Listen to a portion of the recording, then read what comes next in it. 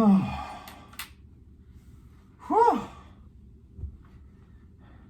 hi. Didn't see you there. Thanks for joining me on this journey today. My name's Hobbyman P, and this is Hobby News, the channel where we give you all the quick info you would need to pick up a new hobby. Today's top story, hiking. When talking about this, we're going to be going over our 3 key points. As always, those being 1, how to get started, 2, your budget, and 3, the potential for growth.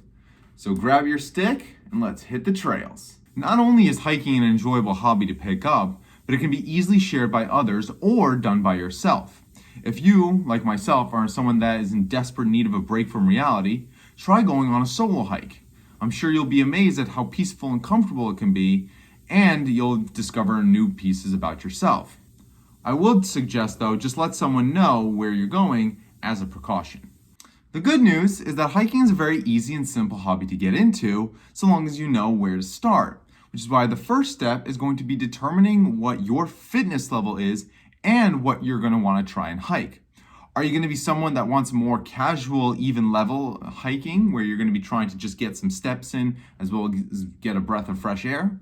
Or are you going to be someone that wants to try climbing those steeper level mountains, and maybe you want to get into some more adventurous style of hiking where you're probably going to need to even use your hands to get even higher? The next step would be to look into where you live and where the nearest hiking can be done. And I know what you're thinking, but Pete, I don't live near any mountains. To which I say, does not matter. The point of hiking is simply to get out and walk among nature. And no matter where you live, there are always places to explore, be it parks, canyons, forests, or mountains, or even deserts. In terms of determining where it is that you want to go to start hiking, my first recommendation would always just be going on Google or your GPS and simply searching in best hiking in my area. And you'd be surprised at how many places will probably pop up near you. The other recommendation that I can always go with is downloading various apps that are built by people that are avid hikers and will detail all the different trails that are in your area and which ones would be better for your difficulty level. And lastly, there's going to be the concern of what to wear and what to bring. To which I say, if you're going on any easy, casual starting hike, the only thing you really need is comfortable clothing that is temperature appropriate, as well as plenty of water. Now, depending on the length of the hike, you may also want to bring some food and snacks, but again, just be careful of the wildlife.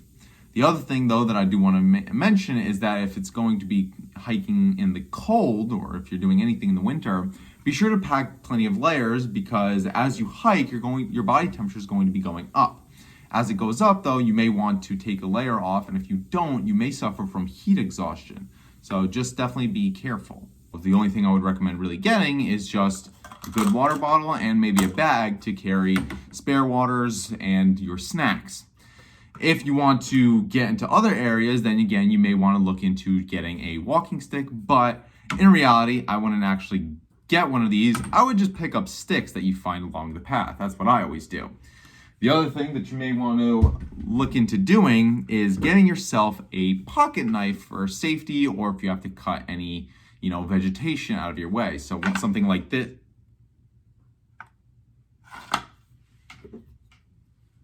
Like this would be great for you. At this point, we've entered our next topic, which is going to be the budget. And right off the bat, I'm going to preface this by saying I'm not going to really talk about the equipment because, as I mentioned in the last segment, this is going to be much more of an introductory for beginners.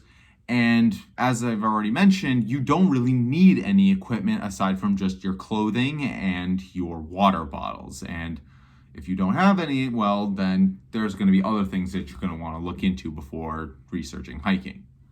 Which leads us into the next factors, which are going to be transportation. Now, this has a few different outcomes.